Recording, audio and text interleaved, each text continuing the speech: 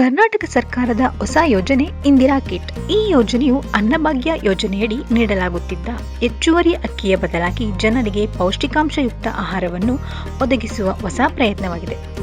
ಬನ್ನಿ ಇದರ ವಿವರಗಳನ್ನು ತಿಳಿದುಕೊಳ್ಳೋಣ. ಕರ್ನಾಟಕ ಸರ್ಕಾರವು ಆಹಾರ ಭದ್ರತೆ ಮತ್ತು ಪೌಷ್ಟಿಕಾಂಶದ ದೃಷ್ಟಿಯಿಂದ ಮಹತ್ವದ ಹೆಜ್ಜೆ ಇಟ್ಟಿದೆ. ಇಂದಿರಾ ಕಿಟ್ ಎಂಬ ಹೊಸ ಯೋಜನೆಯಡಿ ಬಡ ಮತ್ತು ಮಧ್ಯಮ ವರ್ಗದ ಕುಟುಂಬಗಳಿಗೆ ಅಕ್ಕಿಯ ಬದಲು ಪೌಷ್ಟಿಕಾಂಶಯುಕ್ತ ಆಹಾರ ಪದಾರ್ಥಗಳಿಂದ ಕೂಡಿದ ಕಿಟ್ ನೀಡಲಾಗುತ್ತಿದೆ. ಈ ಕಿಟ್ನಲ್ಲಿ ಸಾಮಾನ್ಯವಾಗಿ 1 ಕಿಲೋ ತೊಗರಿಬೇಳೆ, 1 ಕಿಲೋ ಹೆಸರುಕಾಳು, 1 ಲೀಟರ್ ಅಡುಗೆ ಎಣ್ಣೆ, 1 ಕಿಲೋ ಉಪ್ಪು ಹಾಗೂ 1 ಕಿಲೋ ಸಕ್ಕರೆ ಇರುತ್ತದೆ. ಕಿಟ್ನ ಪ್ರಮಾಣವನ್ನು ಕುಟುಂಬದ ಸದಸ್ಯರ ಸಂಖ್ಯೆಯನ್ನು ಅವಲಂಬಿಸಿ ನಿಗದಿಪಡಿಸಲಾಗಿದೆ.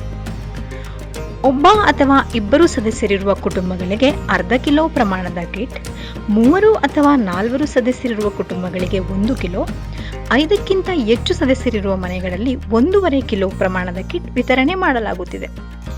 ತೊಗರಿಬೇಳೆ 1 ಕೆಜಿ, ಹೆಸರುಕಾಳು 1 ಕೆಜಿ, ಅಡುಗೆ ಎಣ್ಣೆ 1 ಲೀಟರ್, ಉಪ್ಪು 1 ಕೆಜಿ, ಸಕ್ಕರೆ 1 ಕೆಜಿ. ಸರ್ಕಾರದ ಅಂದಾಜಿನ ಪ್ರಕಾರ ಅಕ್ಕಿ ವಿತರಣೆಗಿಂತ ಕಿಟ್ ವಿತರಣೆಯಿಂದ ತಿಂಗಳಿಗೆ ಸುಮಾರು 60 ಕೋಟಿ ವೆಚ್ಚ ಉಳಿತಾಯವಾಗಲಿದೆ. ಇದು ಸರ್ಕಾರದ ಖಜಾನೆಯ ಮೇಲೆ ಭಾರವನ್ನು ಕಡಿಮೆ ಮಾಡುವುದು ಮಾತ್ರವಲ್ಲದೆ ಜನರಿಗೆ ಪೌಷ್ಟಿಕ ಆಹಾರ ತಲುಪಿಸುವ ದ್ವಿಪ್ರಯೋಜನವನ್ನು ಸಾಧಿಸುತ್ತದೆ. ಗ್ರಾಮೀಣ ಮತ್ತು ನಗರ ಪ್ರದೇಶಗಳಲ್ಲಿ ಈ ಯೋಜನೆಯನ್ನು ಹಂತವಾಗಿ ಜಾರಿಗೊಳಿಸಲಾಗುತ್ತಿದೆ.